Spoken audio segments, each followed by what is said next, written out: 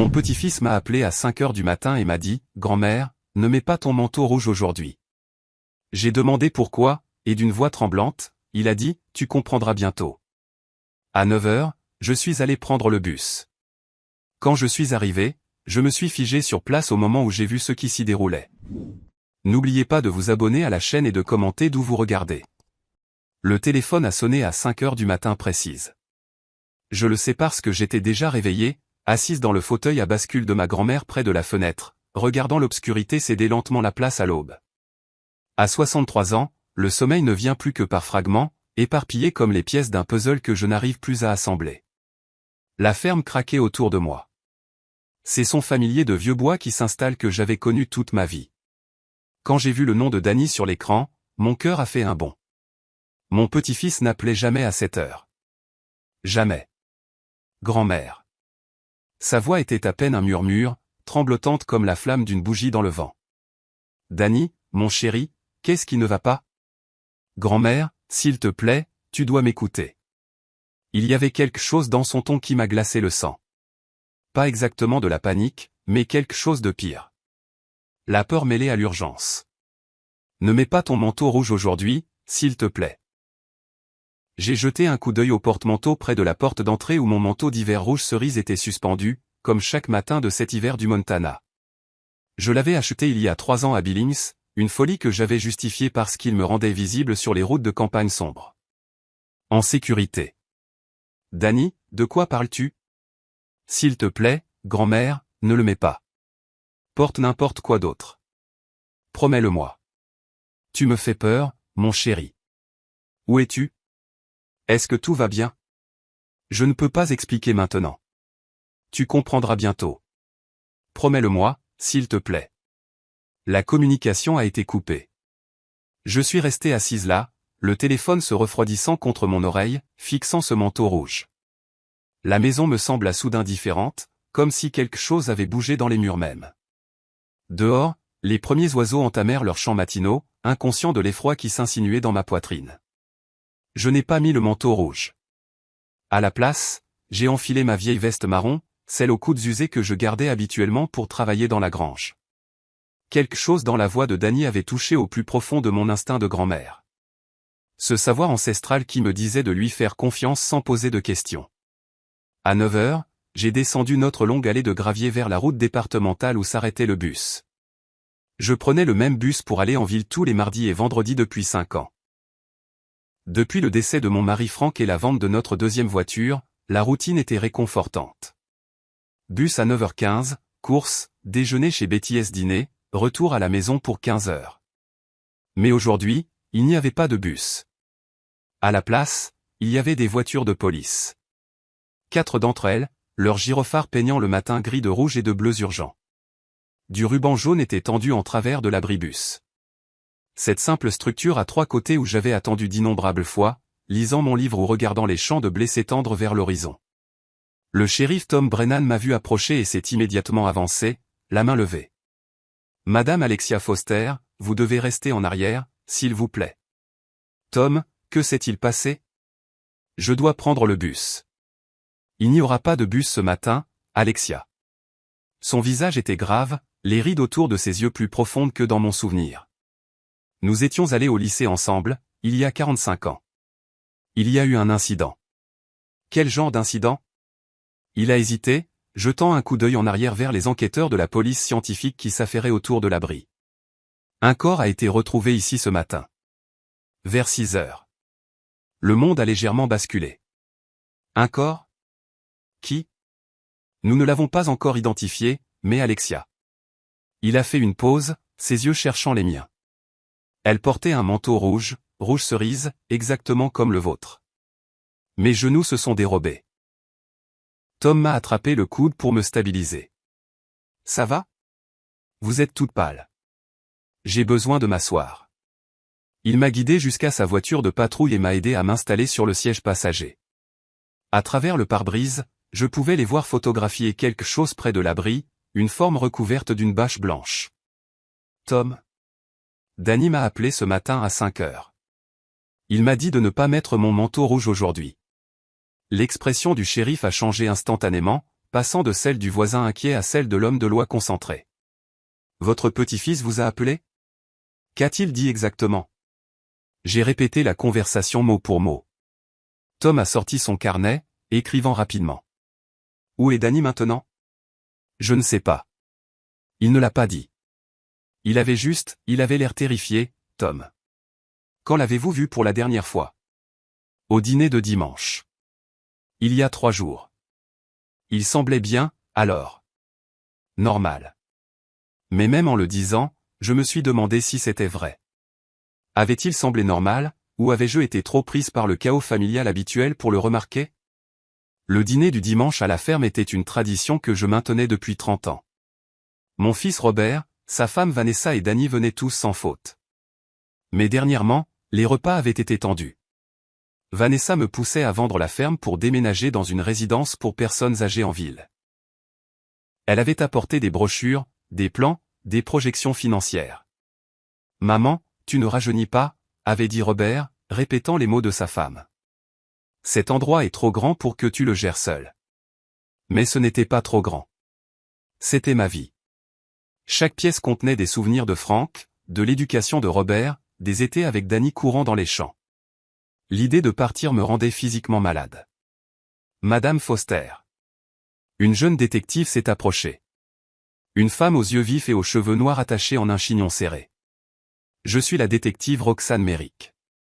Je crois comprendre que votre petit-fils pourrait avoir des informations sur cet incident.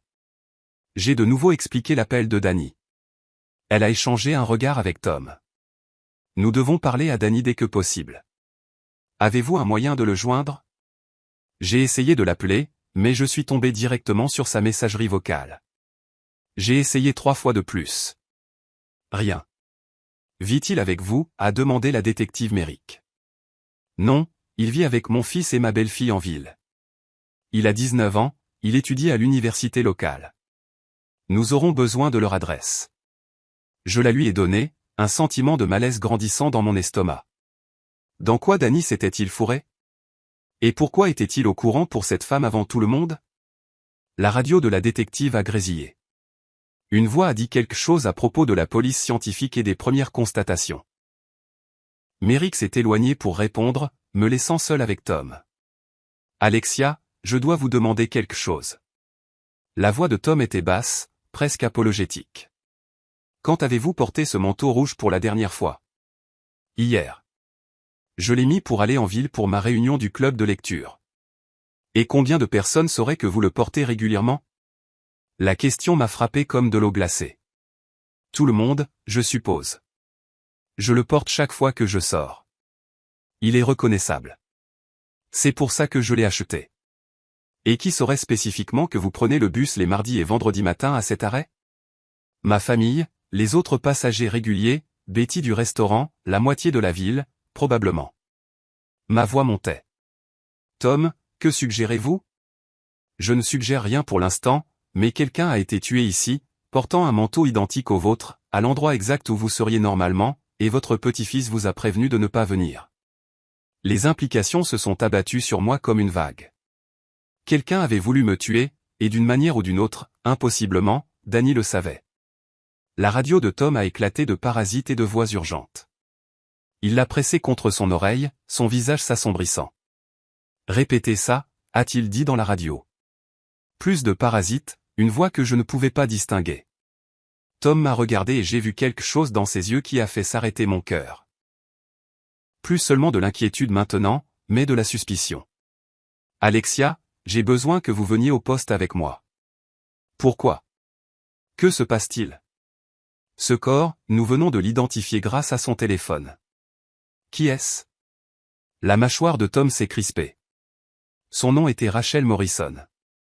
Elle travaillait aux archives du comté en ville, et d'après les journaux d'appel de son téléphone, elle a été en contact avec votre petit-fils, Danny, plusieurs fois au cours des 2 dernières semaines.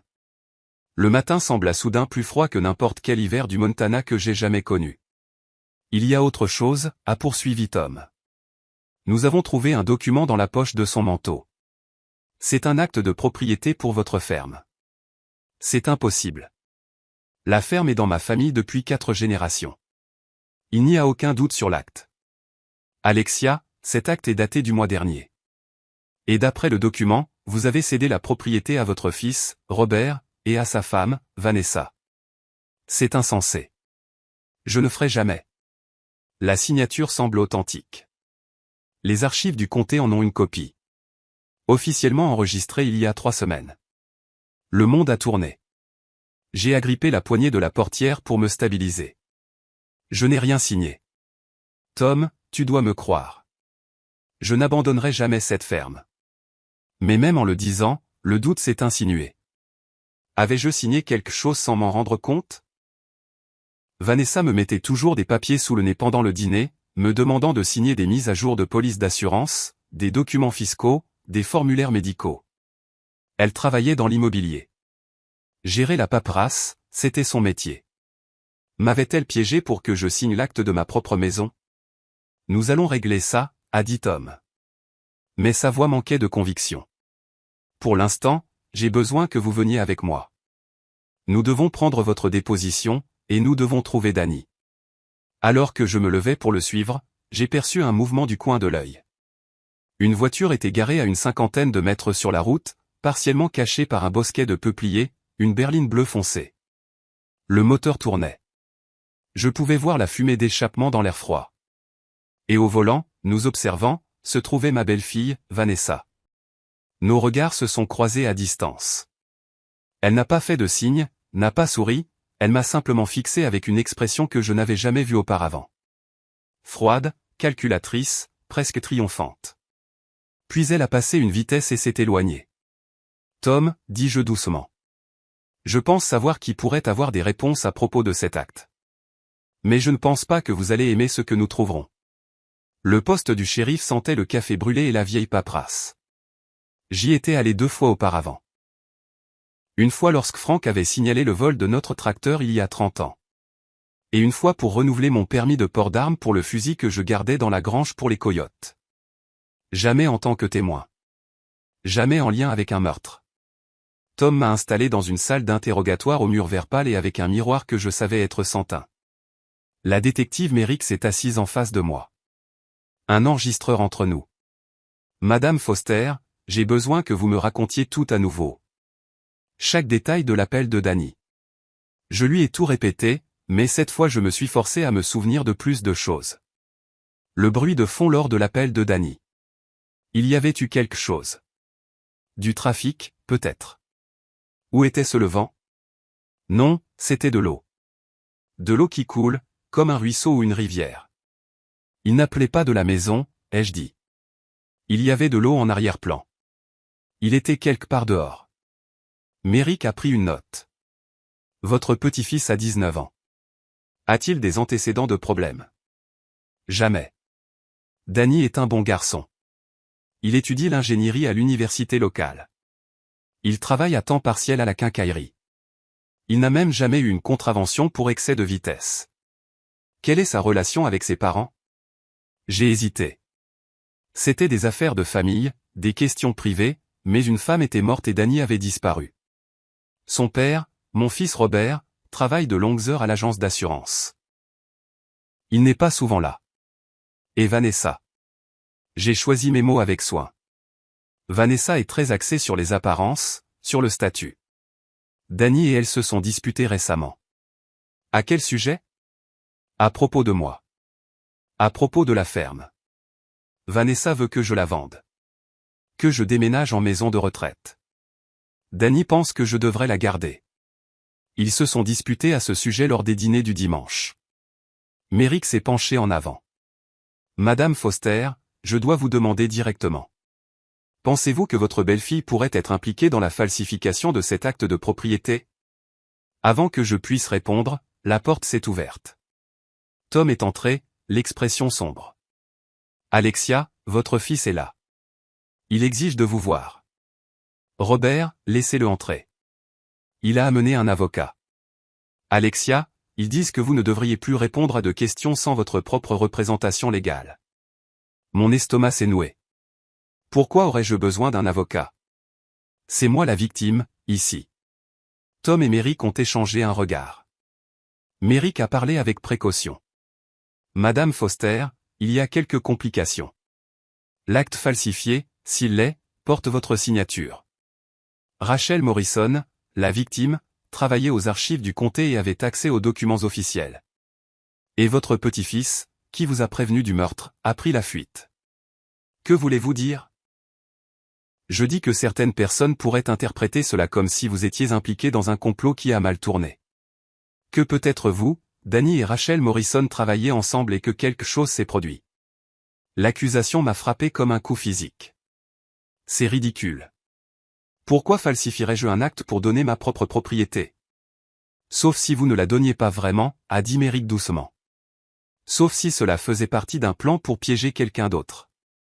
Votre belle-fille, peut-être. Non, absolument pas. Je ne ferai jamais. La porte s'est de nouveau ouverte et Robert a fait irruption.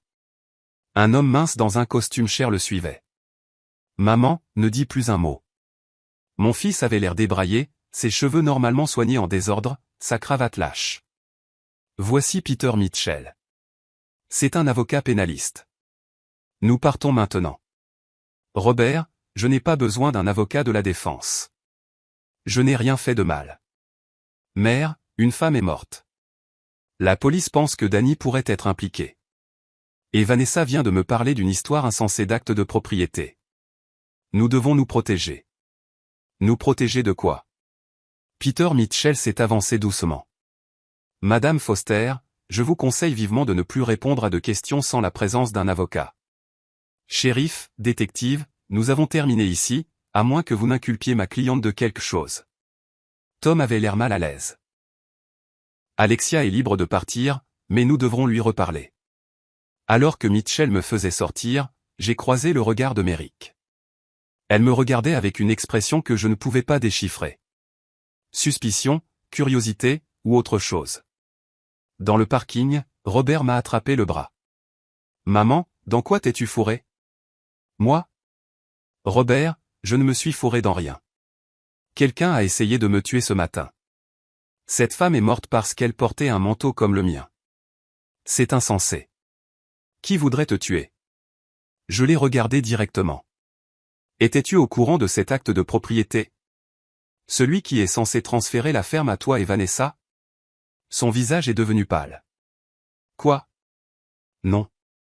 Quel acte? Celui déposé aux archives du comté il y a 3 semaines avec ma signature dessus, vous donnant, à toi et à ta femme, ma ferme. C'est impossible. Je n'ai jamais. Il s'est arrêté, son expression changeant. Vanessa, oh, Vanessa. Quoi à son sujet? Elle me harcèle depuis des mois pour te convaincre de vendre. Elle dit que la ferme est sur un terrain de développement de premier ordre, que nous pourrions gagner des millions si nous le lotissions. Je lui ai dit non. Je lui ai dit que tu n'accepterais jamais, mais elle a continué à insister. Il a passé une main dans ses cheveux. Tu ne penses pas qu'elle aurait vraiment falsifié quelque chose? Ta femme observait la scène de crime ce matin, Robert. Elle était garée sur la route, en train de regarder. Et quand elle m'a vu, elle est partie. Peter Mitchell est intervenu. Madame Foster, Monsieur Foster, je pense vraiment que vous devriez continuer cette conversation dans un endroit plus privé, et vous devriez tous les deux vous abstenir de faire des accusations tant que nous n'aurons pas tous les faits.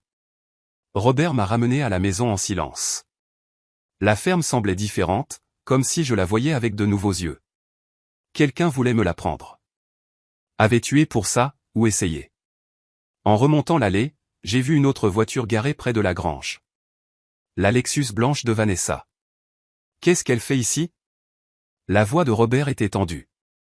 Nous l'avons trouvée dans ma cuisine, en train de fouiller dans mon classeur. Qu'est-ce que tu fiches ici? A exigé Robert. Vanessa s'est retournée, surprise. Ses cheveux blonds parfaitement coiffés n'ont pas bougé, son maquillage impeccable malgré l'heure matinale. Elle avait toujours été belle de cette manière calculée, comme une publicité de magazine pour le succès en banlieue. Robert, je cherchais des documents pour aider ta mère, des papiers juridiques, des formulaires d'assurance, tout ce qui pourrait prouver qu'elle n'a pas signé cet acte. En entrant par effraction chez elle et en fouillant dans ses dossiers privés? J'ai une clé. Ta mère me l'a donnée il y a des années pour les urgences. Je me suis avancé, gardant ma voix égale. Vanessa, as-tu falsifié ma signature sur un acte de propriété? Son visage s'est transformé. Le masque d'inquiétude s'est fissuré, révélant quelque chose de froid en dessous. Bien sûr que non. Comment oses-tu m'accuser? Après tout ce que j'ai fait pour cette famille, toutes les fois où j'ai essayé de t'aider à prendre des décisions sensées. M'aider-moi ou t'aider toi. Alexia, tu es paranoïaque. Cette ferme est un fardeau que tu ne peux pas gérer. J'essayais de te protéger de toi-même. En volant ma propriété? Je n'ai rien volé. Sa voix s'est élevée, vive et cassante. Mais peut-être que si quelqu'un a falsifié cet acte, il te rendait service. Cet endroit tombe en ruine. Tu tombes en ruine. Combien de temps avant que tu ne tombes dans ces escaliers et que tu meurs seul sans que personne ne te trouve pendant des jours? Robert lui a attrapé le bras. Vanessa, arrête. Elle s'est dégagée de lui. Non, je n'arrêterai pas. Quelqu'un doit lui dire la vérité. Elle s'accroche à cette ferme comme si c'était un radeau de sauvetage, mais c'est en fait une ancre qui la tire vers le bas. Qui nous tire tous vers le bas. Sors, ai-je dit doucement. Quoi? Sors de ma maison, maintenant. Les yeux de Vanessa se sont rétrécis. Très bien. Mais tu devrais savoir, Alexia. Cet acte est légal et contraignant. J'ai vu les documents moi-même ce matin aux archives du comté. Ta signature est notariée, attestée par des témoins.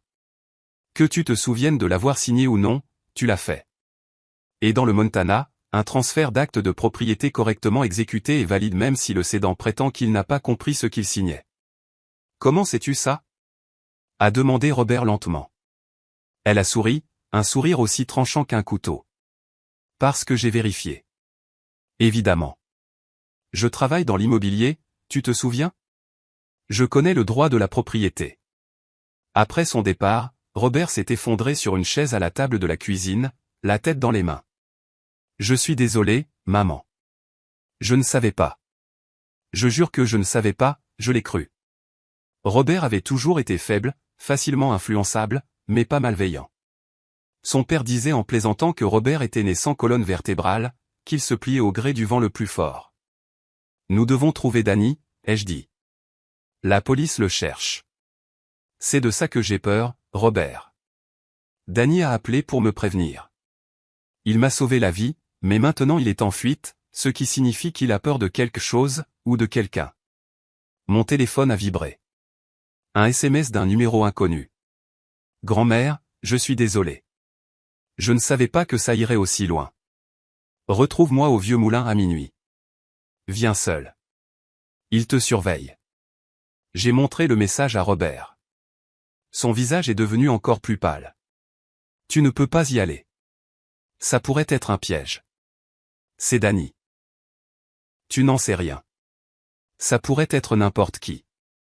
Mais je savais, parce que le SMS se terminait par quelque chose que seul Danny et moi comprendrions. Souviens-toi de l'été des fraises. L'été où Danny avait 7 ans. Nous avions planté des fraises ensemble, tout un carré derrière la grange. Nous en avions mangé tellement lors de la première récolte que nous étions tombés malades tous les deux. C'était devenu notre blague privée, notre code pour « fais-moi confiance ». J'y vais, ai-je dit. Alors je viens avec toi. Non. Le message disait « viens seul ». Maman, s'il te plaît. Robert, pour une fois dans ta vie, fais-moi confiance pour gérer quelque chose. Ma voix était plus dure que je ne l'avais prévu. Ta femme est impliquée dans quelque chose de criminel. Ton fils est en danger, et quelqu'un a essayé de me tuer ce matin. Je n'ai plus le luxe d'être prudente. Il est parti à contre-cœur, me faisant promettre de l'appeler dès mon retour. Après que ses feux arrière aient disparu au bout de l'allée, je me suis assise dans l'obscurité grandissante, réfléchissant. Le vieux moulin était à 25 km, un moulin à grains abandonné sur la rivière Clearwater qui avait fermé il y a 20 ans. Les adolescents y allaient parfois pour faire la fête. Danny y était allé au lycée. J'avais trouvé des canettes de bière dans sa voiture une fois. Mais pourquoi là-bas? Et pourquoi à minuit? J'ai réessayé d'appeler le numéro de Danny, directement sur la messagerie vocale. À 23h30, j'ai attrapé ma lampe de poche et je me suis dirigé vers mon camion. La veste marron au lieu du manteau rouge. La nuit était sans lune, épaisse de nuages menaçant la neige. En sortant de l'allée, des phares se sont allumés derrière moi. Quelqu'un avait attendu dans l'obscurité, garé le long de la route départementale. Ils m'ont suivi, gardant une distance constante tout le long de l'autoroute. Les phares sont restés avec moi sur 20 km, ne se rapprochant jamais, ne reculant jamais. Une surveillance professionnelle, ai-je réalisé, pas un amateur qui suit de trop près ou qui reste trop loin derrière. Quiconque était derrière moi savait ce qu'il faisait. J'ai envisagé d'appeler Robert, d'appeler Tom. Mais le message de Danny avait été explicite. Viens seul. Et cette référence à l'été des fraises signifiait qu'il était en réel danger. Le genre de danger où l'implication de la police pourrait empirer les choses. À 5 km du vieux moulin, j'ai pris une décision. Il y avait un embranchement devant, une étroite route forestière qui traversait les terres de l'État. Franck et moi l'empruntions quand nous allions à la chasse. Elle revenait sur l'autoroute principale environ 8 km au sud. J'ai éteint mes phares et j'ai tourné sur la route forestière, accélérant dans l'obscurité. Mon camion rebondissait sur les ornières et les trous, les branches raclant les côtés. Derrière moi, j'ai vu les phares de l'autre véhicule passer l'embranchement, puis les feux de stop s'allumer en rouge alors qu'ils réalisaient que j'avais disparu. Je n'ai pas ralenti. La forêt se pressait des deux côtés, et sans phare, je naviguais de mémoire et au clair de lune qui peinait à percer les nuages. Mon cœur battait la chamade. La route forestière m'a ramené sur l'autoroute au sud de mon poursuivant. J'ai attendu, moteur au ralenti, guettant les lumières approchantes. Rien. Je les avais semés. J'ai pris un itinéraire plus long pour aller au moulin, faisant un détour par des routes secondaires, vérifiant constamment si j'étais suivi. Le temps que j'arrive sur le parking délabré, il était minuit 15. Le vieux moulin de Clearwater se dressait contre le ciel comme une pierre tombale. 4 étages de bois pourri et de fenêtres brisées. La rivière se précipitait à côté, gonflée par la fonte des neiges, le son remplissant l'obscurité. Le faisceau de ma lampe de poche a percé la nuit alors que je m'approchais de l'entrée principale. Danny, ai-je appelé doucement. Pas de réponse, juste la rivière et le vent dans les espaces vides. Je suis entré. Le sol était couvert de débris, de verres brisés, de vieux équipements, de graffitis sur tous les murs. Ma lampe de poche a trouvé des escaliers menant vers le haut, et j'ai grimpé prudemment, testant chaque marche. Au 2e étage, je l'ai trouvé. Danny était assis sur une caisse renversée, son visage émacié dans le faisceau de la lampe de poche, les yeux rouges de larmes ou de manque de sommeil. On aurait dit qu'il avait vieilli de 5 ans en 3 jours. Grand-mère. Sa voix s'est brisée. Je suis tellement désolé. Tellement, tellement désolé. Je me suis précipité vers lui, je l'ai pris dans mes bras. Il tremblait. C'est bon, mon chéri. Quoi qu'il soit arrivé, nous allons arranger ça. Non, nous ne pouvons pas. Grand-mère, j'ai fait quelque chose de terrible. Je l'ai aidé. Je ne savais pas. Je jure que je ne savais pas que ça. Il s'est étouffé dans un sanglot. Aider qui? Vanessa? Il s'est reculé, essuyant ses yeux. Pas Vanessa. Rachel. Rachel Morrison, la femme décédée. Raconte-moi tout, ai-je dit.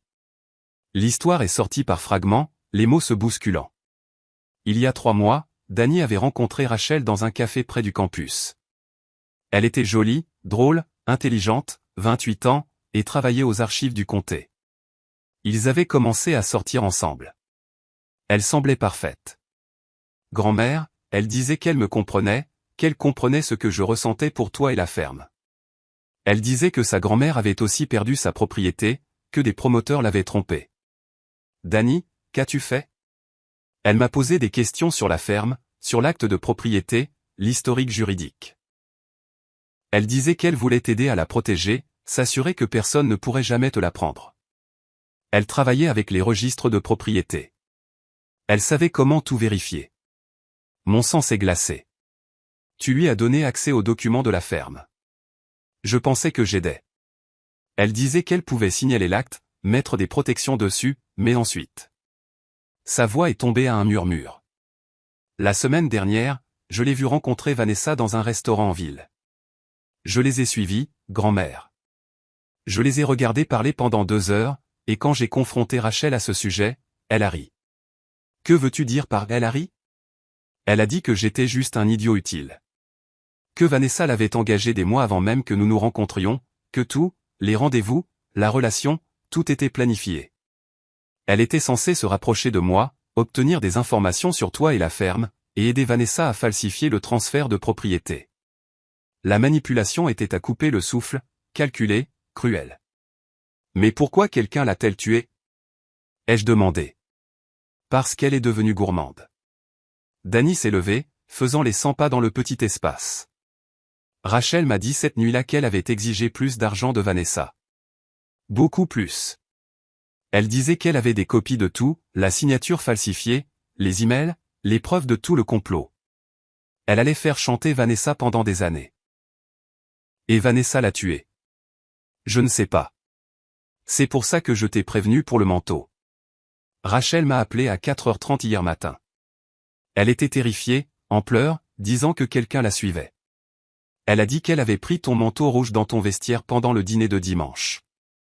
C'est pour ça qu'elle le portait. Elle allait te retrouver à l'arrêt de bus, allait tout avouer et te donner les preuves, mais elle avait peur. Grand-mère, elle a dit que s'il lui arrivait quelque chose, je devais te prévenir.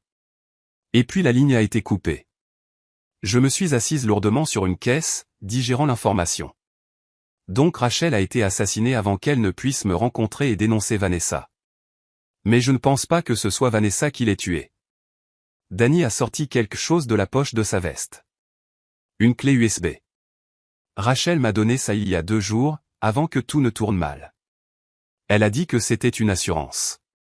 Des copies de tous les documents, de tous les emails entre elle et Vanessa, des enregistrements d'appels téléphoniques. As-tu jeté un œil? En partie. Grand-mère, c'est grave. Vanessa a falsifié ta signature sur plusieurs documents, pas seulement l'acte de propriété. Il y a des demandes de prêt, des formulaires de procuration, même un testament. Un testament? Te laissant tout à Robert et à elle, daté d'il y a 6 mois. Et il y a plus. Ses mains tremblaient alors qu'il tendait la clé USB. Il y a des emails sur l'embauche de quelqu'un pour s'assurer que tu aies un accident après que le transfert de propriété soit terminé. Le moulin abandonné me sembla soudain très froid. Vanessa allait me faire tuer. Les emails n'utilisent pas son nom. Ils sont codés. Prudent. Mais Rachel savait qui c'était. Elle a gardé des archives de tout. Les yeux de Dany étaient désespérés. Mais voici ce que je ne comprends pas. Le dernier dossier sur cette clé, il est crypté. Je ne peux pas l'ouvrir. Et il y a un fichier vidéo qui ne se lance pas. Il est corrompu ou quelque chose comme ça. Rachel a dit que c'était la preuve la plus importante, mais je ne peux pas y accéder. J'ai pris la clé USB, la tournant dans mes mains. Nous devons donner ça à la police. Non, grand-mère, tu ne comprends pas. Il y a des flics impliqués. Quoi? Dans les emails, Rachel mentionne avoir payé quelqu'un au bureau du shérif. Quelqu'un qui a aidé à déposer le faux acte, qui s'est assuré qu'il avait l'air légitime. Nous ne savons pas qui. Ça pourrait être n'importe qui. Le visage de Tom m'a traversé l'esprit. Mon vieil ami de lycée. Mais non, pas Tom. C'était impossible. Il y a autre chose, a dit Dany. Ce matin, après que Rachel a été tuée, je suis allé à son appartement. La porte était ouverte. L'endroit était saccagé. Quelqu'un l'avait fouillé, retourné. Et j'ai trouvé ça. Il m'a tendu un morceau de papier plié. C'était la photocopie d'un relevé bancaire. Le relevé bancaire de Vanessa. Il y a 2 semaines, elle avait retiré 50 000 $ en espèces. L'argent du sang, ai-je murmuré. Paiement pour Rachel ou paiement pour celui qui l'a tuée? Peut-être les deux. Dany m'a attrapé les épaules. Grand-mère, nous devons fuir. Tous les deux. Prendre ces preuves et disparaître jusqu'à ce que nous puissions savoir à qui faire confiance. Je ne fuirai pas de ma propre maison. Alors tu vas mourir. Ne comprends-tu pas? Vanessa a déjà tué une fois. Elle n'arrêtera pas tant que tu ne seras pas morte et que cette ferme ne sera pas à elle. Des bruits de pas ont résonné en bas. Des bottes lourdes sur le plancher en bois. Nous nous sommes figés. Dany a éteint sa lampe de poche. Et j'ai fait de même. Dans l'obscurité soudaine, j'ai entendu plusieurs paires de pieds. Au moins 3 personnes. Madame Foster, a appelé une voix. Pas la voix de Tom. Quelqu'un de plus jeune. Nous savons que vous êtes ici. Nous voulons juste parler. Danny m'a tiré vers le fond de l'étage, vers une porte que je n'avais pas remarquée. Nous nous sommes glissés à l'intérieur dans ce qui ressemblait à un ancien bureau, avec des fenêtres donnant sur la rivière à 10 mètres en contrebas. Il y a une issue de secours, a murmuré Danny. De l'autre côté.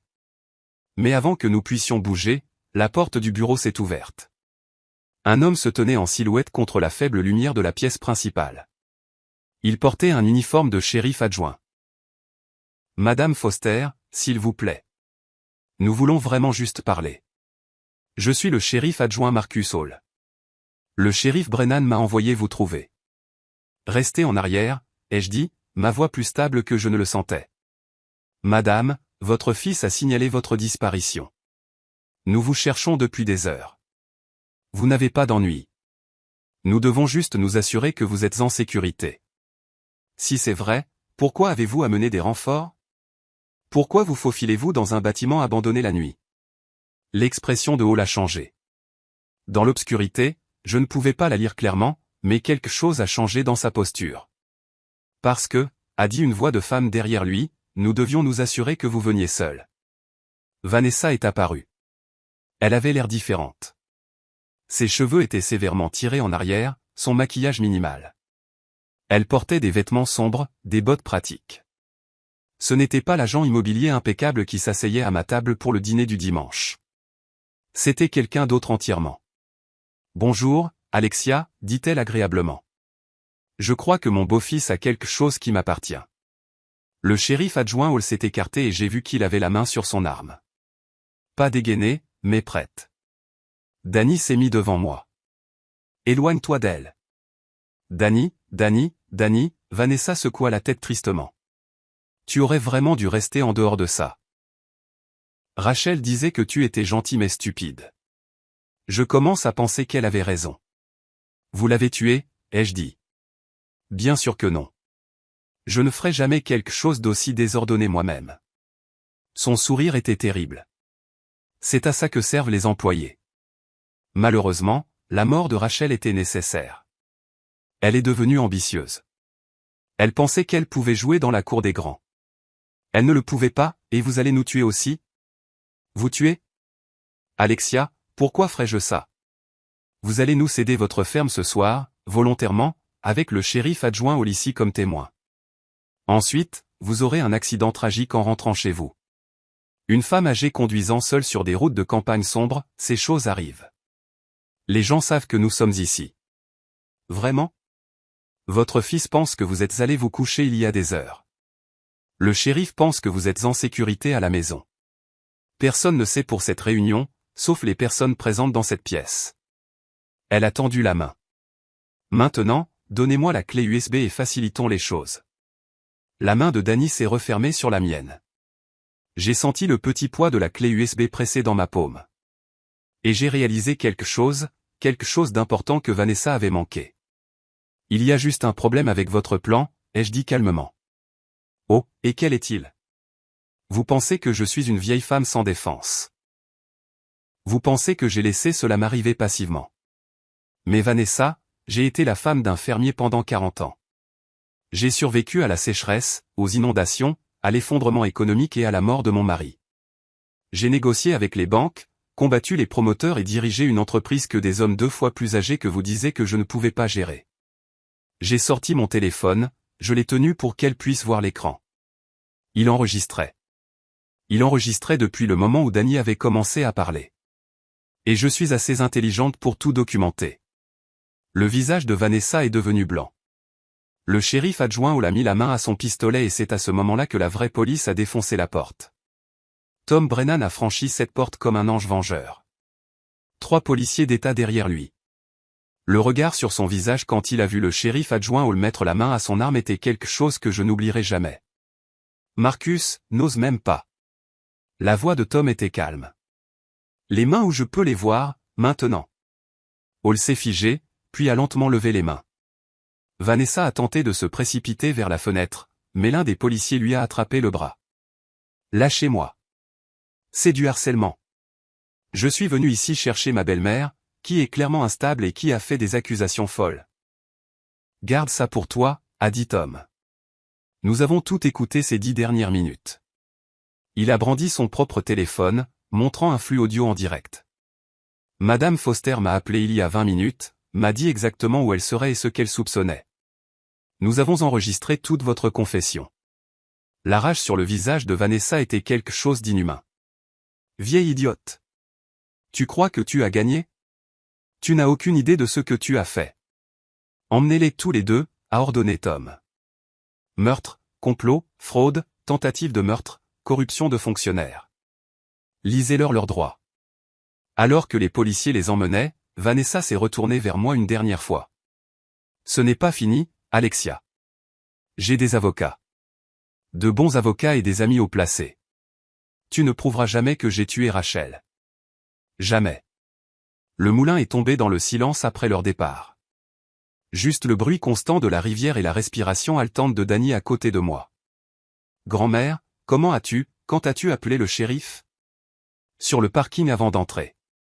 Je lui ai envoyé un SMS depuis le camion, lui disant que je te rencontrais, mais que je soupçonnais un piège.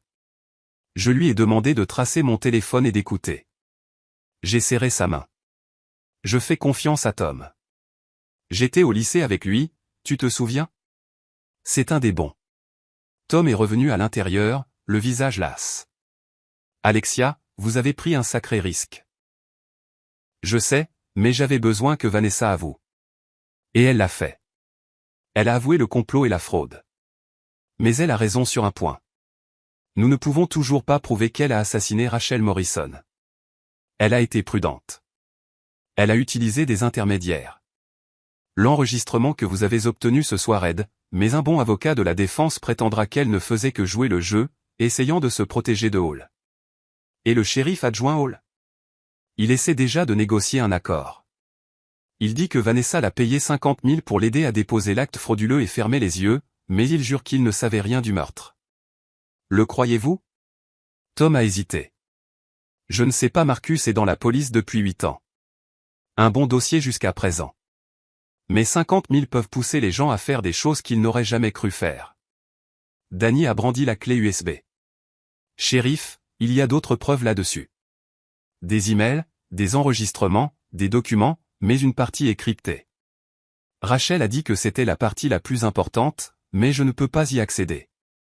Notre équipe de police scientifique va s'en occuper. Peut-être qu'ils pourront le déchiffrer.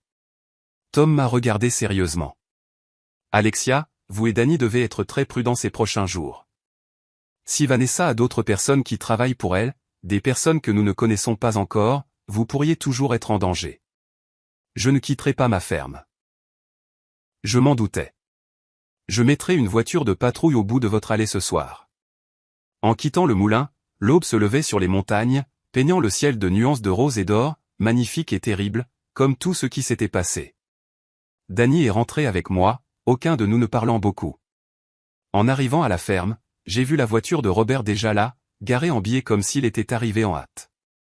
Il nous a accueillis à la porte, le visage hagard. Maman, Danny, Dieu merci vous allez bien.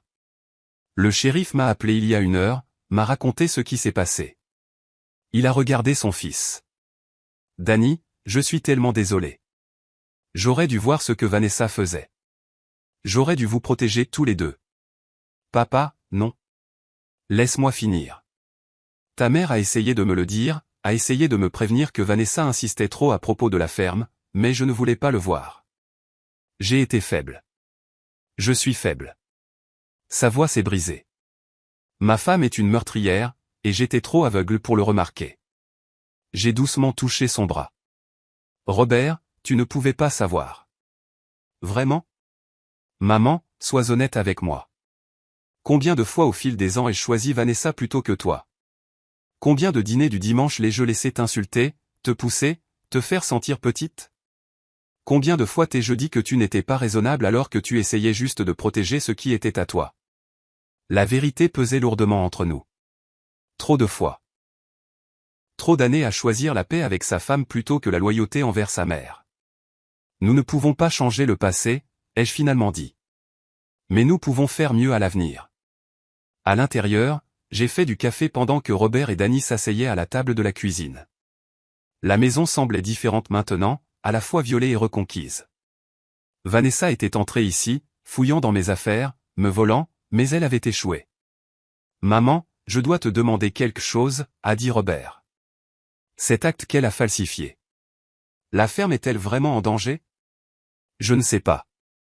Tom dit que son service m'aidera à le contester, mais cela pourrait prendre des mois, voire des années, au tribunal. Et Vanessa avait raison sur un point. Le droit de la propriété du Montana est compliqué. Si un acte semble légitime, s'il est correctement notarié et déposé, il peut être très difficile de l'annuler. Je témoignerai. Je dirai au tribunal que je n'ai jamais autorisé ce transfert, que je n'étais pas au courant. Ce ne sera peut-être pas suffisant. Tu es son mari. Il pourrait prétendre que tu ne fais que la protéger. Danny s'est éclairci la gorge. Et les fichiers cryptés sur la clé USB ?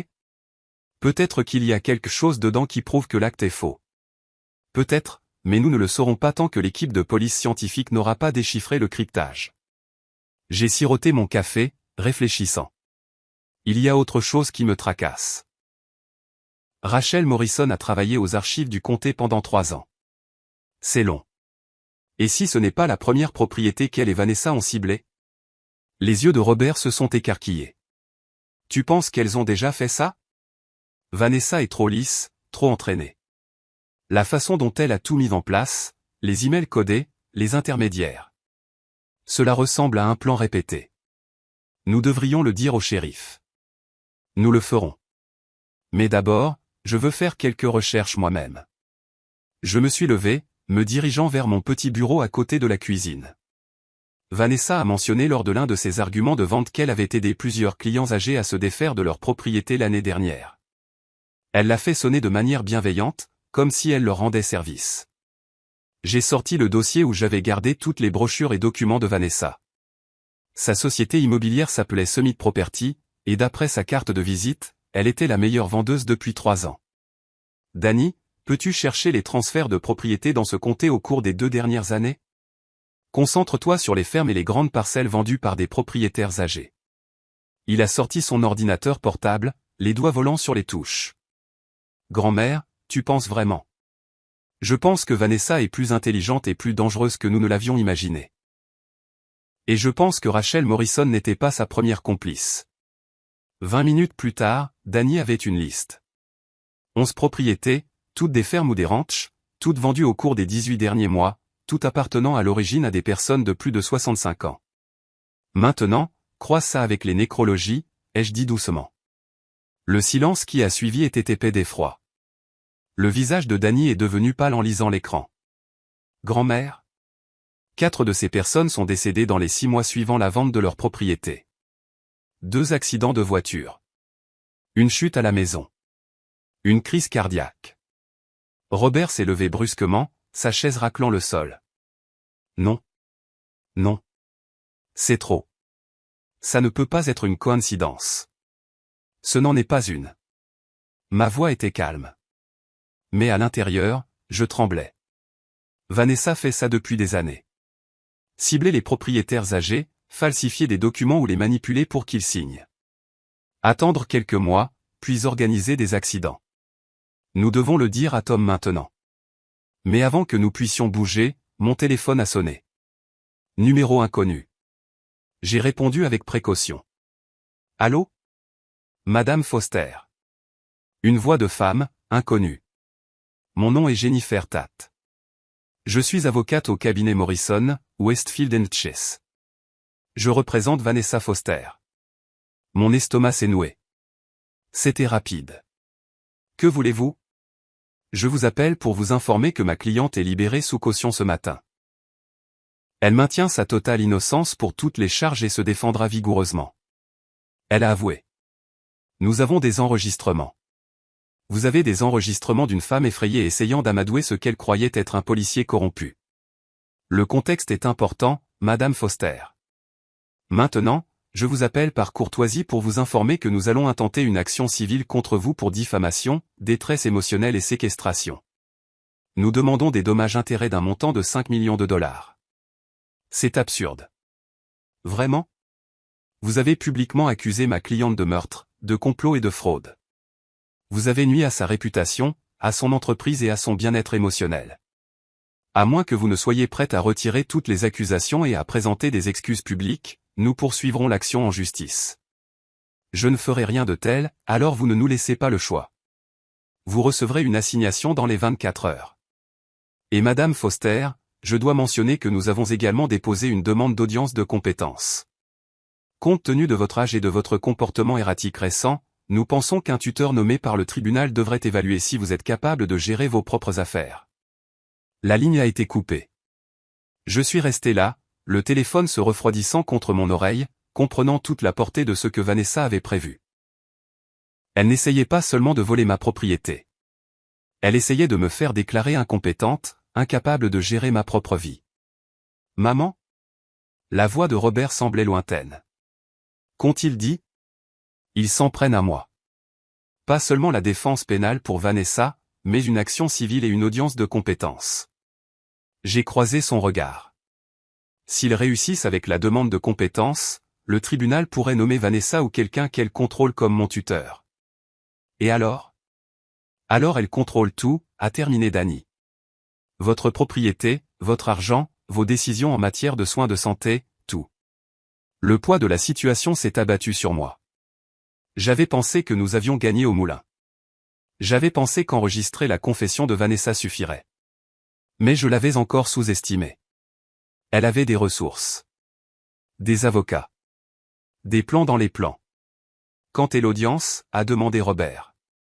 Elle n'a pas dit. Mais avec des avocats comme Morrison, Westfield, & Chase, ils peuvent probablement l'accélérer. Nous avons peut-être moins d'une semaine. Nous allons nous battre. Nous allons te trouver le meilleur avocat. Avec quel argent, Robert ? J'ai quelques économies, mais pas assez pour combattre un cabinet comme celui-là.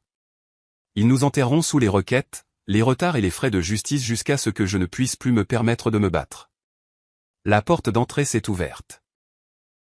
Tom Brennan est entré sans frapper, le visage grave. Alexia, nous avons un problème. Un autre ? L'équipe de police scientifique a essayé d'accéder à cette clé USB. Les fichiers cryptés, ils sont protégés par un cryptage de niveau militaire. Cela pourrait prendre des mois à déchiffrer, peut-être plus. Et les fichiers que Danny a pu consulter ? Les emails et les enregistrements ? De bonnes preuves, mais circonstancielles. Les avocats de Vanessa prétendent déjà qu'elle était victime de chantage de la part de Rachel. Que tous ces emails ont été envoyés sous la contrainte. Sans les fichiers cryptés, nous n'avons pas assez de preuves pour garantir une condamnation pour l'accusation de meurtre. Donc, elle pourrait s'en sortir. Pire que ça. Le juge vient de fixer sa caution à $200 000.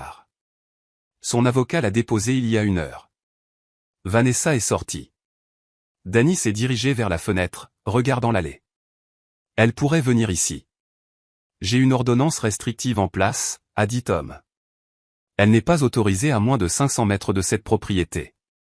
Mais Alexia, vous devez comprendre quelque chose. Si nous ne pouvons pas déchiffrer ce cryptage, si nous ne pouvons pas prouver qu'elle a été impliquée dans le meurtre de Rachel, le mieux que nous puissions espérer, ce sont des accusations de fraude. Peut-être 3 à 5 ans. Elle sortirait en 2 avec une bonne conduite. Et la ferme ? Le problème de l'acte est du ressort du tribunal civil, distinct de l'affaire pénale. Cela pourrait traîner pendant des années.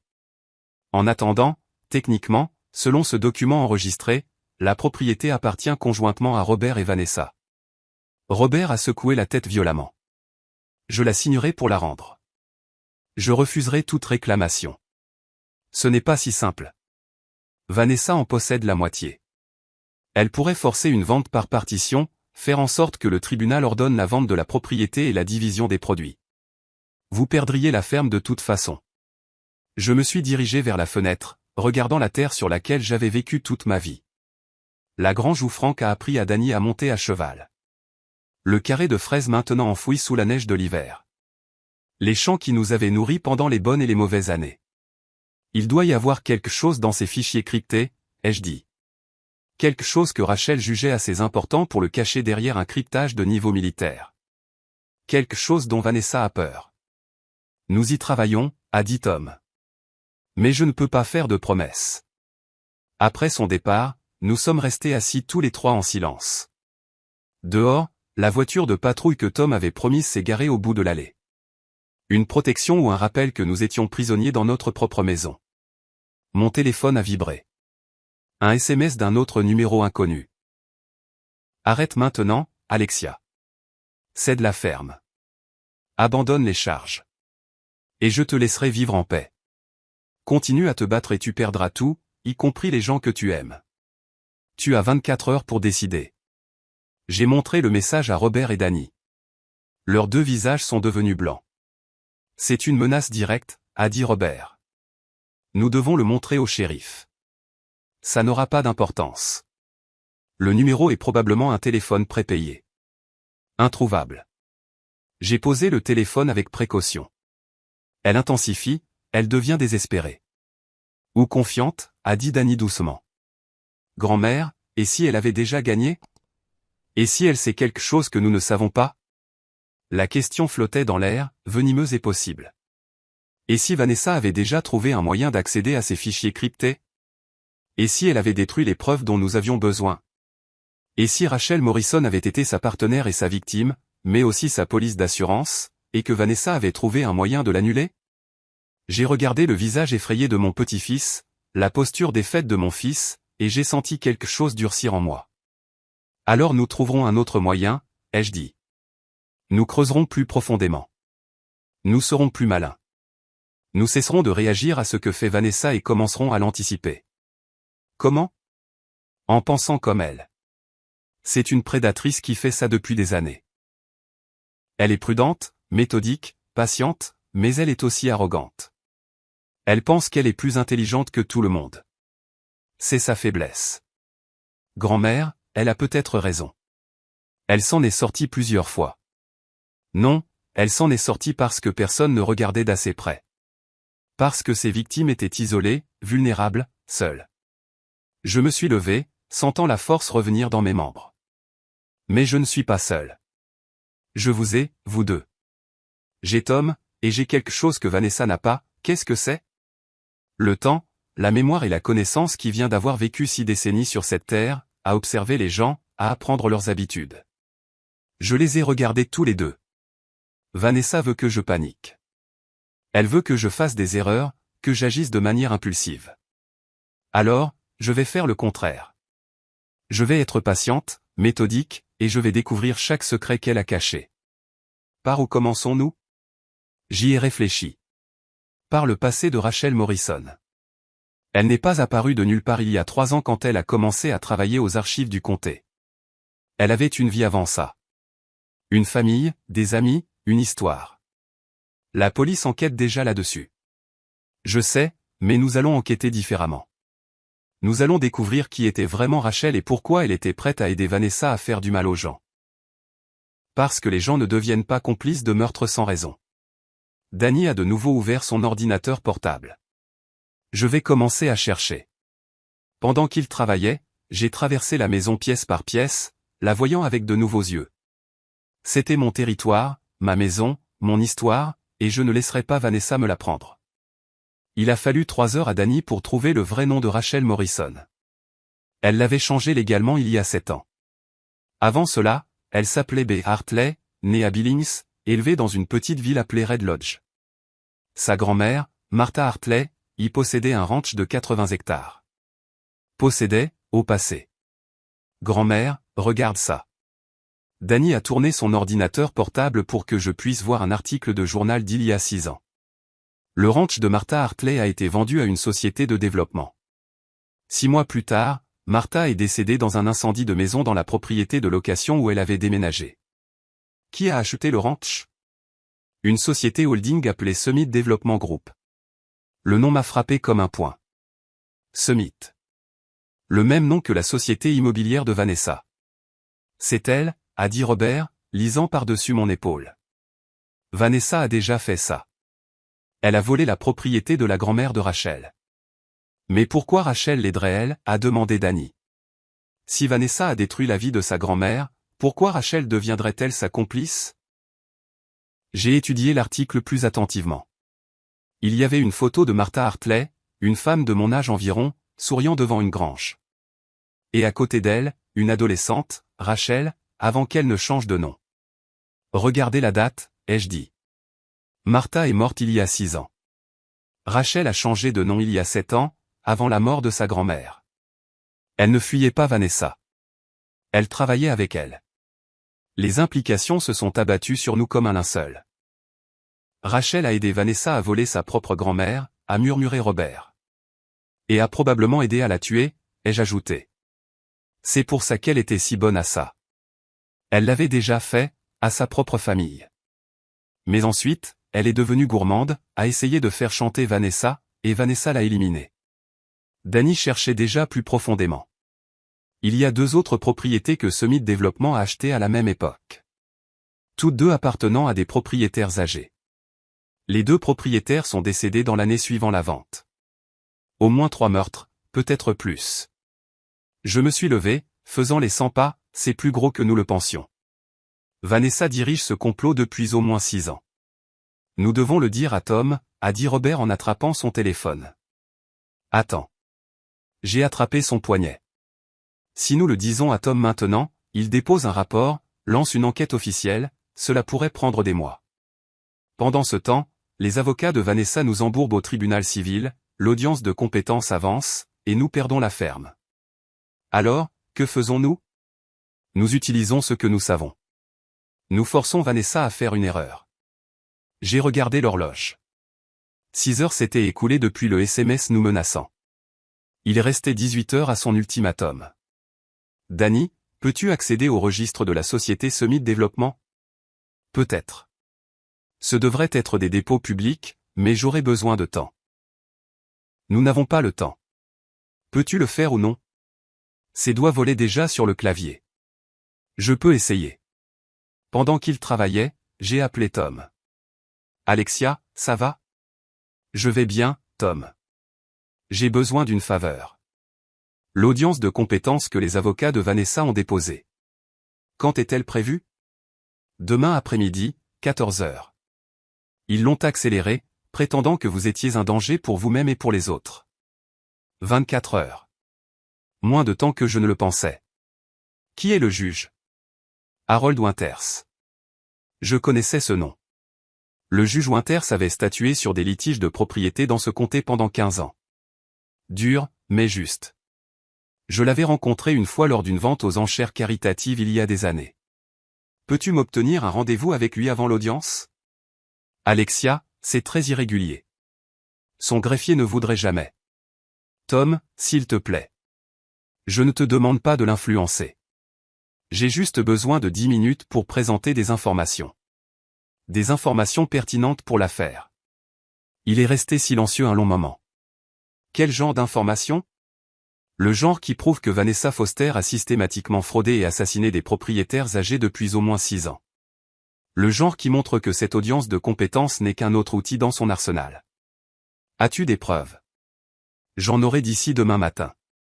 M'aideras-tu? Une autre pause. Je vais passer un appel. Sans promesse. Danny a levé les yeux de son ordinateur portable, le visage pâle. Grand-mère, je suis entré dans les registres de Summit Développement. Tu dois voir ça.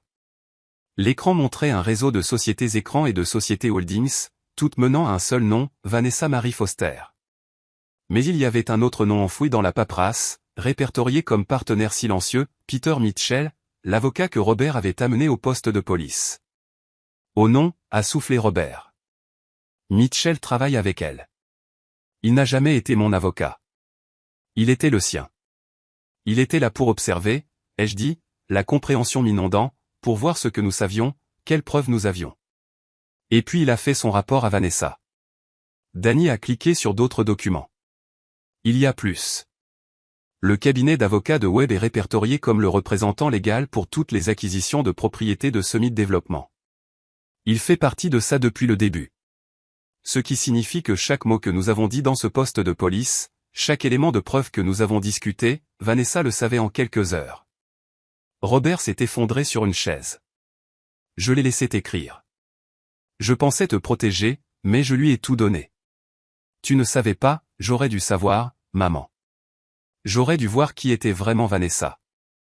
Toutes ces années, tous ces signes avant-coureurs. Robert, arrête. Nous n'avons pas le temps pour la culpabilité. Nous devons nous concentrer. Je me suis tourné vers Danny. Peux-tu imprimer tout ça? Chaque document montrant le lien entre Vanessa, Web et Summit Développement?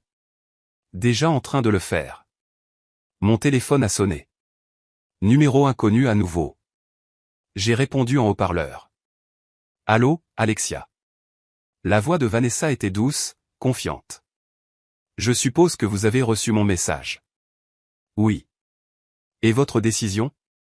J'y réfléchis encore. Laissez-moi vous aider à décider.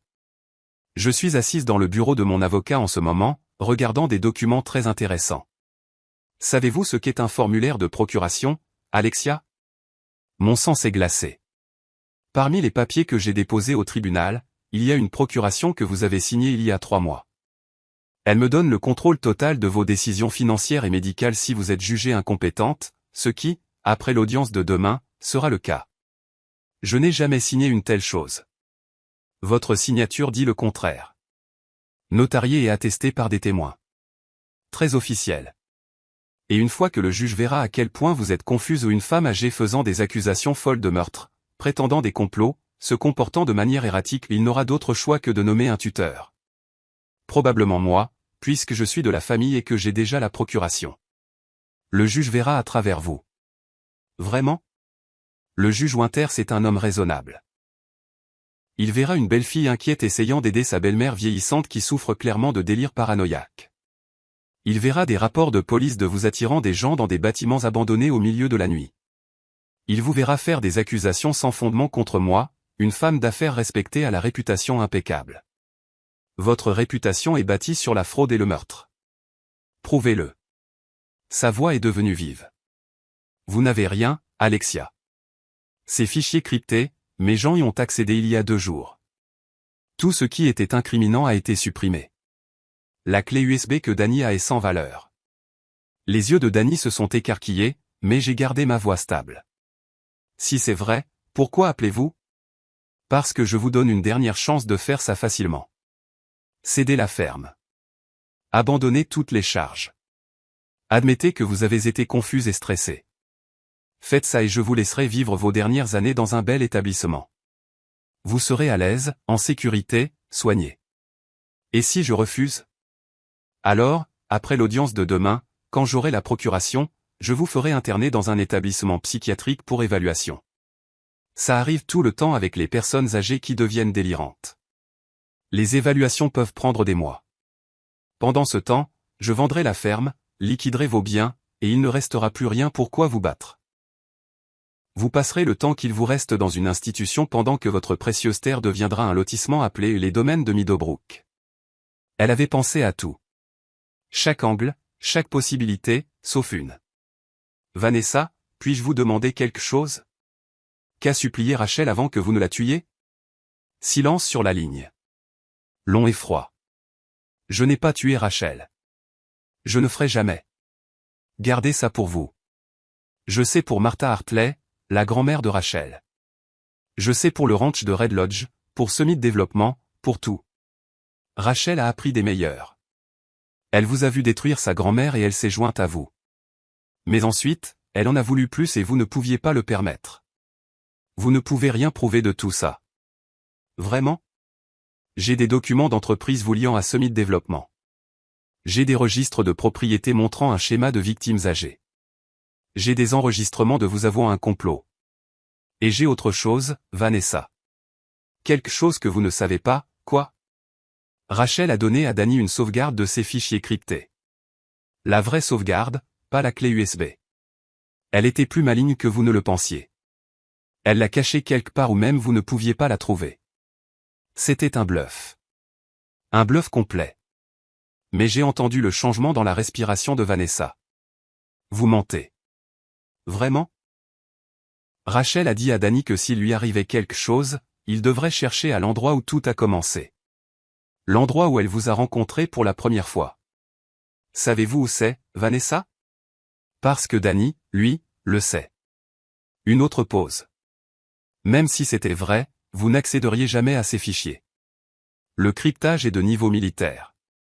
Sauf si vous avez le mot de passe. Ce que Rachel a donné à Danny avant de mourir. Je ne vous crois pas, alors pourquoi êtes-vous toujours au téléphone? Pourquoi ne pas simplement raccrocher et poursuivre votre plan? J'ai laissé cela s'imprégner. Vous avez peur, Vanessa. Peur que pour une fois, quelqu'un ait été plus malin que vous, que Rachel vous ait joué aussi bien que vous avez joué tout le monde. Cette conversation est terminée. Non, ce n'est pas le cas. Parce que je vais à cette audience demain et je vais apporter chaque élément de preuve que j'ai, chaque document, chaque enregistrement, chaque lien avec vos victimes passées. Et je vais tout présenter au juge Winters. Non pas comme la vieille femme confuse que vous pensez que je suis, mais comme quelqu'un qui a passé la semaine dernière à devenir une experte de vos crimes. Le juge ne le permettra pas. C'est une audience de compétence, pas un procès pénal. Alors nous verrons, n'est-ce pas? 14 heures demain. J'y serai. Et vous? J'ai raccroché avant qu'elle ne puisse répondre. Robert me fixait. Maman, est-ce que tout ça a été vrai? Est-ce que Danny a vraiment une sauvegarde? Non, mais Vanessa ne le sait pas, tu viens de lui déclarer la guerre. Non, Robert. Elle m'a déclaré la guerre au moment où elle a falsifié ma signature. Je ne fais que la terminer. Je me suis tourné vers Danny. Combien de temps te faut-il pour découvrir où Rachel et Vanessa se sont rencontrées pour la première fois? Grand-mère, je ne sais même pas par où commencer. Si, tu le sais. Rachel travaillait aux archives du comté. C'est là que Vanessa l'aurait recrutée. Découvre quand Rachel a commencé ce travail. Regarde quelle propriété Vanessa vendait à cette époque et croise les informations avec le passé de Rachel. Il y a un lien. Il doit y en avoir un. Les doigts de Danny ont volé sur le clavier. 10 minutes plus tard, il l'a trouvé. Le ranch de Red Lodge, la propriété de Martha Hartley. Il était listé par Summit Property il y a 6 ans. L'agent immobilier était Vanessa Foster. Et la transaction a été enregistrée aux archives du comté par. Il a levé les yeux, écarquillé, par B. Hartley. C'était sa première semaine de travail. C'est là qu'elles se sont rencontrées. Où Vanessa l'a recrutée ou elles ont finalisé leur plan ensemble. J'ai attrapé mon manteau. Nous devons y aller maintenant. Maman, il est 21 heures. Ce ranch a probablement été développé, démoli. Ou pas. Quoi qu'il en soit, nous devons regarder. S'il y a la moindre chance que Rachel y ait caché des preuves, nous devons les trouver avant Vanessa. Tom a rappelé. Alexia, le juge Winters vous accordera 15 minutes demain à 13 heures, avant l'audience. Mais c'est tout. Ne me faites pas regretter ça. Je ne le ferai pas. Merci, Tom. Nous avons pris mon camion, tous les trois, avec la voiture de patrouille nous suivant à distance. Le trajet jusqu'à Red Lodge a duré 90 minutes, à travers des routes de montagne sombres et de petites villes déjà endormies. Le ranch était toujours là, non développé, non démoli, juste abandonné. La maison était une carcasse incendiée, exactement comme le journal l'avait décrit. Mais la grange était toujours debout, usée par le temps et penchée, mais intacte. Pourquoi Vanessa garderait-elle ça? Se demanda Robert. Pourquoi ne pas la démolir et construire?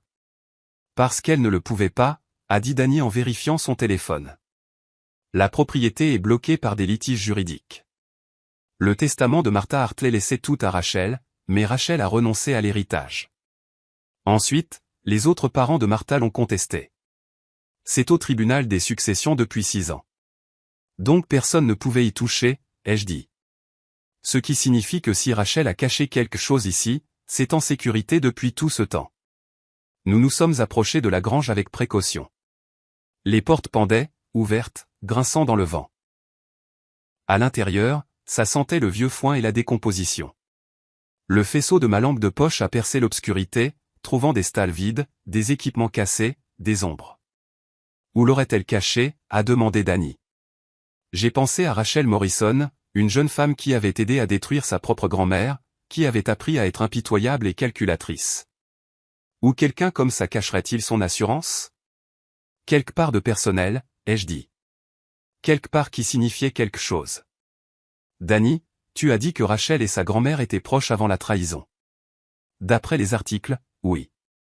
Martha a élevé Rachel après la mort de ses parents. Je me suis enfoncé plus profondément dans la grange, cherchant. Là, dans le coin arrière, une stalle de cheval avec un nom gravé dans le bois. Starlight. C'était le cheval de Rachel, a dit Danny en vérifiant son téléphone. Il y a une photo dans l'un des articles. Rachel montant une jument grise nommée Starlight. Je me suis agenouillé, passant mes mains le long des planches de la stalle. L'une était lâche. Derrière, enveloppée dans du plastique imperméable, se trouvait une petite boîte en métal. À l'intérieur de la boîte, une autre clé USB et une note manuscrite. Si vous lisez ceci, je suis probablement morte. Vanessa Foster a tué ma grand-mère et m'a forcé à l'aider. Je rassemble des preuves depuis, attendant le bon moment. Cette clé contient tout. Enregistrements non édités, documents originaux, preuves de chaque crime. Le mot de passe est Starlight 1997. Utilisez-le pour l'arrêter. Rachel. 1997, a murmuré Danny. L'année de naissance de Rachel. Nous l'avions. De vraies preuves, non cryptées, tout ce dont nous avions besoin. Et puis nous avons entendu le bruit de voitures approchant. Plusieurs voitures, rapides. Ils nous ont suivis, a dit Robert, regardant par la porte de la grange. Vanessa a dû mettre quelqu'un pour nous surveiller. 3 véhicules se sont arrêtés à l'extérieur, leurs phares nous aveuglant. Les portes se sont ouvertes, des silhouettes ont émergé. Vanessa se tenait au centre, flanquée de Peter Mitchell et de 2 hommes que je ne reconnaissais pas. Des hommes costauds, pas des avocats. Alexia, sa voix a résonné dans la nuit. Vous êtes en violation de propriété privée. C'est illégal. Tout ce que vous avez trouvé là-dedans appartient à la succession. Cette succession appartient à Rachel Morrison, ai-je répondu, et elle a laissé des instructions. Rachel est morte. Je suis l'exécutrice de sa succession maintenant. Remettez ce que vous avez trouvé. Je ne crois pas, non. Mitchell s'est avancé. Madame Foster, nous pouvons vous faire arrêter tout de suite. La voiture de patrouille du shérif Brennan est partie. Nous les avons envoyés sur un faux appel d'urgence à 30 km d'ici. Vous êtes seul. Vous êtes en infériorité numérique et vous détenez des biens volés. J'ai regardé la boîte en métal dans mes mains, la clé USB qui pouvait mettre fin à l'empire de Vanessa. Et j'ai souri. Vous avez raison sur un point, monsieur Mitchell. La voiture de patrouille du shérif Brennan est partie. Mais vous avez tort de penser que je suis seul. J'ai sorti mon téléphone et j'ai appuyé sur envoyer pour la vidéo que je diffusais en direct depuis 10 minutes. Diffusée directement sur le téléphone de Tom, à la police d'État et à 3 chaînes de télévision locales. Je diffuse tout, ai-je dit calmement. Chaque mot que vous avez prononcé, chaque menace que vous avez proférée, et maintenant des milliers de personnes vous regardent, Vanessa, vous regardent admettre être l'exécutrice de la succession de Rachel, une succession avec laquelle vous ne devriez avoir aucun lien si vous êtes innocente. Vous regardent nous menacer sur cette propriété, vous regardent amener des gros bras pour intimider une femme âgée. Le visage de Vanessa est devenu blanc dans les phares. Vous pouvez me prendre cette clé USB, ai-je poursuivi. Mais ça n'aura pas d'importance, car dans exactement 5 minutes, mon petit-fils télécharge l'intégralité du contenu sur un stockage cloud, avec des copies envoyées au FBI, à la police d'État et à tous les médias du Montana. C'est fini, Vanessa. Vous avez perdu. Des sirènes ont hurlé au loin, se rapprochant. Vanessa m'a fixé à travers le terrain sombre. Et j'ai vu quelque chose se briser dans ses yeux. Le calcul, la confiance, la certitude qu'elle était toujours la personne la plus intelligente de la pièce. Elle a couru. Mitchell et les autres hommes se sont dispersés, se précipitant vers leur véhicule. Mais la police bloquait déjà la route. Le véhicule de Tom en tête d'un convoi de policiers d'État. Je suis resté là, tenant la boîte en métal, les regardant maîtriser Vanessa. Elle s'est débattue, hurlant des menaces et des accusations, mais ils l'ont menottée quand même. Tom s'est approché de moi, secouant la tête. Alexia, c'était la chose la plus risquée, la plus insensée et la plus courageuse que j'ai jamais vue. J'ai appris des meilleurs, ai-je dit, en pensant à Frank. De 63 ans de vie, à m'apprendre quand me coucher et quand faire tapis. La diffusion en direct, a-t-il demandé. L'idée de Danny. Il a commencé à enregistrer dès que nous sommes sortis du camion. Tom a ri. A vraiment ri. Vous savez, vous venez probablement de causer une douzaine de complications juridiques pour les procureurs, mais nous l'avons eu, avec des preuves irréfutables. Elle ne peut pas nier. Il a pris la boîte en métal doucement. Nous allons la prendre en charge. La traiter correctement. Mais Alexia, merci. Vous venez de nous aider à résoudre peut-être une douzaine d'affaires non élucidées. Alors qu'ils emmenaient Vanessa, elle m'a regardé une dernière fois. Pas de mots, juste un long regard, et j'ai soutenu son regard, sans ciller, jusqu'à ce qu'elle soit partie. L'audience de compétence a été annulée. Le juge Winters m'a appelé personnellement le lendemain de l'arrestation de Vanessa pour s'excuser du temps du tribunal et pour me féliciter de ce qu'il a appelé un « courage civique exceptionnel ». Les documents de procuration se sont révélés être des faux, tout comme l'acte de propriété. Toute la stratégie juridique de Vanessa s'est effondrée au moment où l'équipe de police scientifique a vérifié les preuves de Rachel. Cette clé USB contenait 6 ans de tenue de registre méticuleuse. Rachel avait tout documenté. Des enregistrements de conversations avec Vanessa complotant contre des victimes, des copies de signatures falsifiées, des registres financiers montrant des paiements à des fonctionnaires corrompus, même une vidéo de Vanessa admettant avoir organisé la mort de sa grand-mère. Rachel Morrison avait été beaucoup de choses, complice, manipulatrice, meurtrière. Mais à la fin, elle avait aussi été une femme qui savait qu'elle était allée trop loin, qui avait essayé de se créer une issue de secours, et qui avait payé pour ses crimes de sa vie. L'enquête s'est rapidement étendue. En 3 jours, le FBI avait identifié 11 victimes dans le Montana et le Wyoming, des propriétaires âgés qui avaient été systématiquement fraudés, dans 4 cas, assassinés. Peter Mitchell a été arrêté ainsi que le shérif adjoint ou les 2 autres fonctionnaires corrompus. Le procureur de district a qualifié cela de la plus grande affaire de fraude envers les personnes âgées de l'histoire de l'État. La libération sous caution de Vanessa Foster a été refusée après sa 2e audience. Le juge a cité le risque de fuite et la gravité des accusations. 4 chefs d'accusation de meurtre au premier degré, complot en vue de commettre un meurtre, fraude, falsification et une douzaine d'autres charges. Son procès a été fixé à 6 mois plus tard, mais ses avocats négociaient déjà des accords de plaidoyer avec les preuves de Rachel. Ils n'avaient pas de véritable défense. Je ne ressentais pas exactement de triomphe. J'aurais peut-être dû, mais je me sentais surtout fatigué et triste pour toutes les vies que Vanessa avait détruites dans sa quête d'argent et de biens qui n'auraient jamais été suffisants. 2 semaines après l'arrestation de Vanessa, Robert a demandé le divorce. Nous étions assis à la table de ma cuisine, la même table où nous avions mangé un millier de dîners du dimanche, et j'ai regardé mon fils signer les papiers avec des mains tremblantes. J'aurais dû savoir, a-t-il dit pour la 100e fois peut-être. Toutes ces années, j'aurais dû voir qui elle était vraiment. Robert, elle a trompé beaucoup de gens. Des procureurs, des enquêteurs, des partenaires commerciaux. Tu ne peux pas te blâmer de ne pas avoir vu clair dans le jeu d'une prédatrice professionnelle. Mais je l'ai choisi plutôt que toi tant de fois. Chaque fois que tu as essayé de me prévenir, chaque fois que tu as dit que quelque chose n'allait pas, j'ai ignoré. Je t'ai fait sentir que tu étais le problème. Tu essayais de maintenir ton mariage. Ce n'est pas un crime. Il a levé les yeux vers moi, les yeux rouges. Elle a essayé de te faire tuer, maman. Ma femme, la femme avec qui j'ai partagé un lit pendant 20 ans. Elle a assassiné des gens pour leur terre, et je n'ai jamais rien soupçonné. Qu'est-ce que ça dit de moi? Ça dit que tu es humain. Ça dit que tu voulais croire le meilleur de quelqu'un que tu aimais. Ce n'est pas de la faiblesse, Robert. C'est de l'espoir. Un espoir mal placé, peut-être. Mais tu as trouvé ta force quand c'était important. Tu as soutenu Danny et moi quand nous avions besoin de toi. Tu n'as pas fui. Tu ne t'es pas caché. Ça compte pour quelque chose. Il a essuyé ses yeux. Je veux me racheter auprès de toi. Peu importe le temps que ça prendra. Alors commence par te pardonner et par être un meilleur père pour Danny. Il a besoin de toi maintenant plus que jamais. Danny avait du mal. La révélation que Rachel l'avait utilisé, que toute leur relation avait été une manipulation, l'avait durement frappé.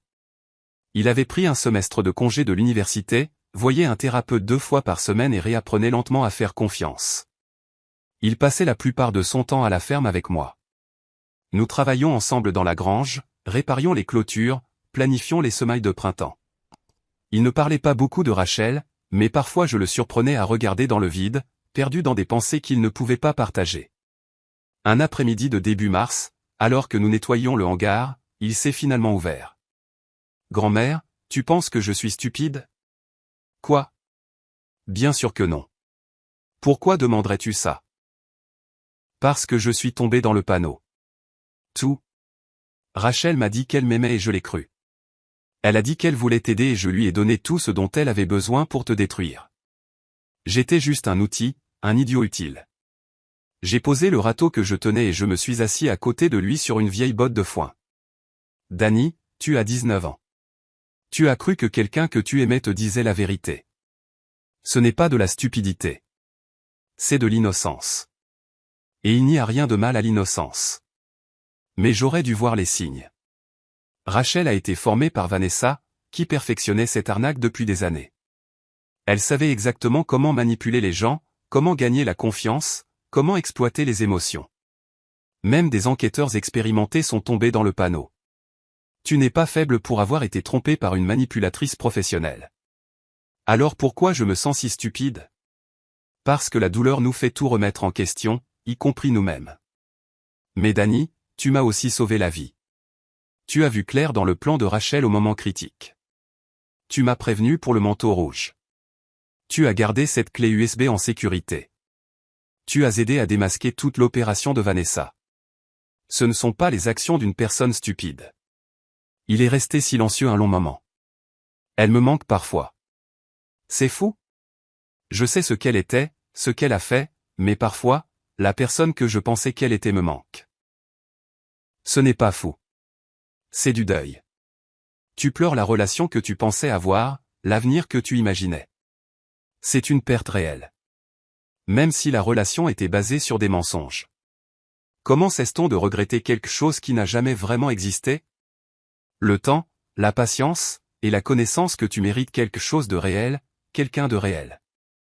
Et un jour, quand tu seras prêt, tu le trouveras.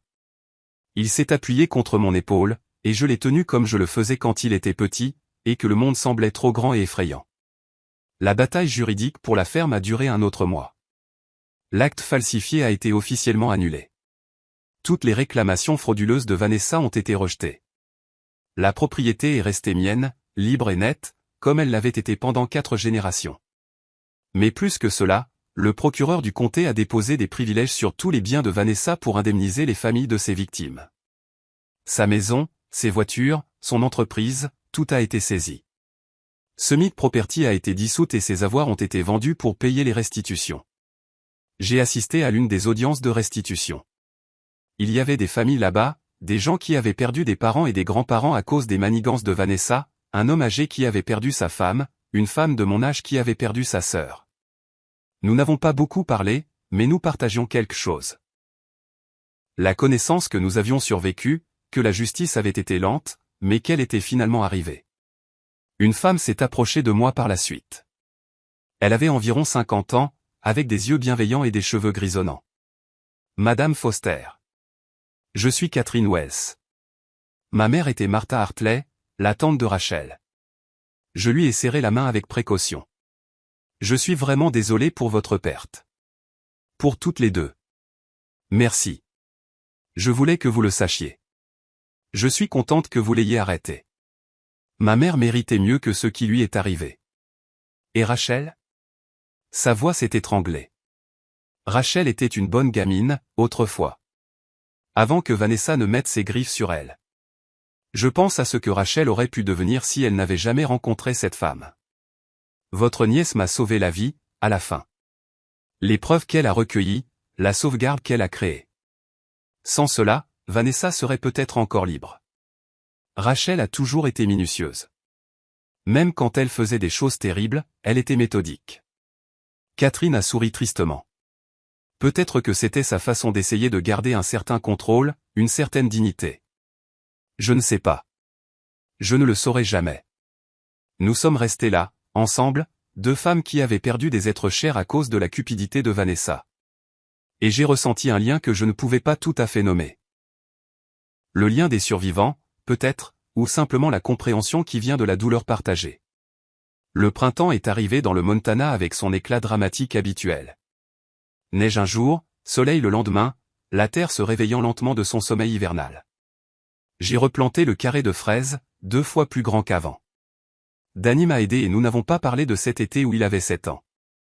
Nous n'en avions pas besoin. Le travail lui-même était la conversation. Robert est revenu pour les dîners du dimanche. Juste lui, maintenant. Pas de Vanessa. Les repas étaient plus calmes, plus simples, mais plus honnêtes. Nous parlions de petites choses. Le temps, les récoltes, les plans de Danny pour retourner à l'université à l'automne. Nous réapprenions à être une famille sans le poison qui s'était infiltré en nous pendant des années. Tom est passé un après-midi d'avril avec des nouvelles. Vanessa a plaidé coupable.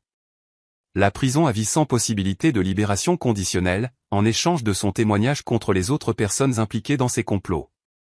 Elle ne sortira jamais. Jamais. Et avec son témoignage, nous avons identifié 3 autres fonctionnaires corrompus et 2 autres complices que nous ne connaissions pas. Tout le réseau s'effondre. Je lui ai servi du café et nous nous sommes assis sur le porche, regardant les montagnes devenir violettes dans la lumière du soir.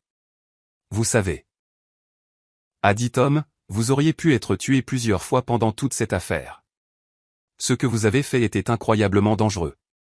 Je sais. Mais vous l'avez fait quand même. Je l'ai fait parce que je le devais. Parce que parfois, être en sécurité signifie perdre tout ce qui compte. Et j'ai décidé que je préférais me battre et risquer de mourir plutôt que de me cacher et de perdre ma vie de toute façon. C'est l'Alexia que je me souviens du lycée. Têtue comme une mule et 2 fois plus coriace. J'ai ri. Frank disait la même chose. C'était un homme intelligent. Tom s'est levé en s'étirant. Prenez soin de vous, Alexia. Et si jamais vous avez besoin de quoi que ce soit, je sais où vous trouver. Merci, Tom. De m'avoir cru, d'avoir aidé quand c'était important. Après son départ, je suis resté seul sur le porche alors que l'obscurité s'installait sur la ferme. La terre s'étendait devant moi, familière et précieuse, regagnée par la lutte et la persévérance. J'ai pensé à toutes les femmes comme moi, âgées, méprisées, sous-estimées, qui étaient tombées victimes de gens comme Vanessa. Des femmes qui avaient bâti des vies, élevé des familles et gagné leur place dans le monde, seulement pour que quelqu'un décide qu'il était plus facile de les voler que de les respecter. Mais j'ai aussi pensé à la force qui vient de vivre 63 ans. La sagesse accumulée au fil des saisons de perte et des saisons d'abondance. La compréhension que la patience est une arme, que le silence peut être une stratégie, et que l'âge n'est pas une faiblesse, mais plutôt la distillation de tout ce que l'on a appris sur la survie. Vanessa s'était trompée sur tellement de choses. Mais sa plus grande erreur a été de penser qu'être plus âgé signifiait être sans défense. Elle a vu mon âge et a supposé la vulnérabilité. Elle a vu ma gentillesse et a supposé la faiblesse. Elle a vu ma vie tranquille et a supposé que je n'avais rien pour quoi me battre. Elle n'a jamais compris que les gens qui ont vécu plus longtemps ont plus appris, ont plus survécu, ont développé des instincts aiguisés par des décennies de navigation dans un monde qui ne joue pas toujours franc jeu. Danny est sorti sur le porche avec 2 tasses de chocolat chaud, exactement comme je lui en faisais quand il était petit. Un sou pour tes pensées, a-t-il demandé. Je pense juste au fait de vieillir, à ce que cela signifie. Et qu'est-ce que ça signifie? Ça signifie que tu as gagné le droit d'être sous-estimé et la satisfaction de prouver à tout le monde qu'ils ont tort. J'ai siroté le chocolat. Ça signifie que tu as appris que la personne la plus bruyante dans la pièce n'est pas toujours la plus forte. Que la patience l'emporte sur l'agressivité. Que la sagesse bat l'arrogance. On dirait un biscuit chinois, a taquiné doucement Danny. On dirait quelqu'un qui vient de passer 3 semaines à déjouer une femme de la moitié de son âge qui se croyait la personne la plus intelligente du Montana. Il a ri et le son était bon, guérisseur. Nous nous sommes assis ensemble alors que les étoiles commençaient à apparaître, éparpillées dans le ciel assombri comme des graines attendant de pousser. La ferme était calme autour de nous, solide et permanente, un témoignage des gens qui avaient travaillé cette terre et refusé de l'abandonner. Dans la grange, j'avais accroché mon manteau rouge à un crochet. Je ne pouvais pas me résoudre à le porter à nouveau, pas après ce qui s'était passé, mais je ne pouvais pas non plus le jeter. C'était la preuve à quel point j'avais failli tout perdre. Un rappel que la vigilance est importante, que la confiance doit se mériter, et que parfois, un avertissement de quelqu'un que l'on aime fait la différence entre la vie et la mort. Demain, je commencerai à préparer les champs pour les semailles. Robert venait pour aider à réparer le système d'irrigation.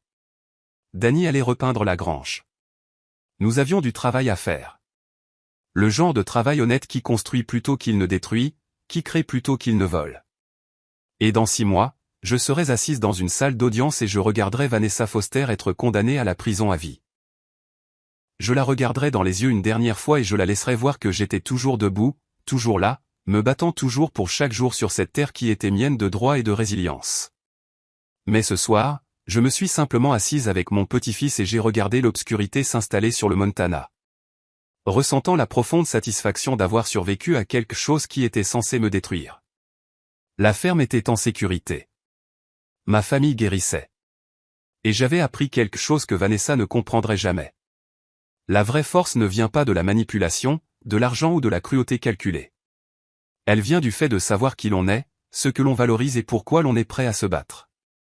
Elle vient de la patience d'attendre le bon moment et du courage d'agir lorsque ce moment arrive.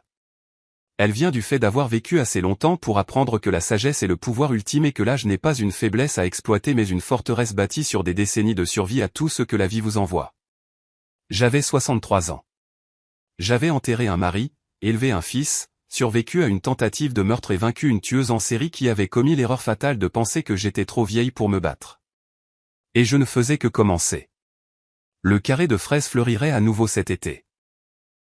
Danny serait là pour m'aider à le récolter, et nous mangerions des fraises jusqu'à en être malades, comme nous le faisions quand il avait 7 ans, parce que c'est ce que font les survivants.